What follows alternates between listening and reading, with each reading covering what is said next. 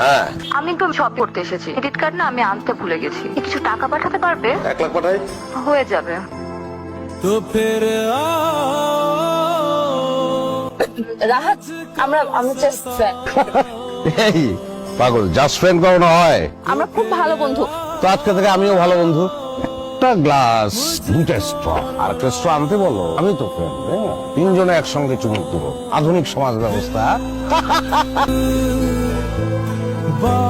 তুমি আমার পিছনে স্পাই লাগিয়েছো? তুমি এত নিচ? অবশ্যই আমি নিয়েছি, আমি জঘন্য। কারণ আমার বউ না চাইলে আমি বুঝে যাই যে তার অলংকার লাগবে, বুঝি তার জ্বর আইছে, তার আলাদা একটা গাড়ি লাগবে, মালয়েশিয়া নিয়ে যেতে হবে। কিন্তু আমি বুঝতে পারি না যে তার একটা বয়ফ্রেন্ড লাগবে যার সঙ্গে সে লীলা খেলা করবে। আমার সাইন করা আছে, দিনমোহরের 20 লাখ টাকা অ্যাকাউন্টে পাঠাইছি। বাড়িটা ভালোবাসে দিয়েছিলাম, ভিক্ষা দিয়ে গেলাম, ভিক্ষা।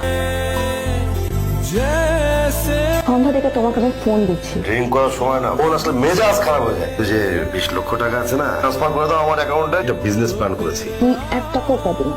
টাকা পাবো না, তাহলে তোকে কেন বিয়ে করেছি? টাকা যদি আমি নাই পাই, দেওয়ার জিনিস আমি বিয়ে করার তো দরকার ছিল না। আমি তো তোমাকে ভালোবেসে সবকিছু ছেড়ে চলে এসেছি।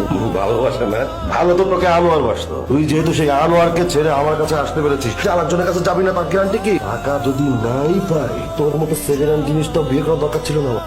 আমি নিজের হাতে নিজের জীবনটা শেষ করে ফেললাম।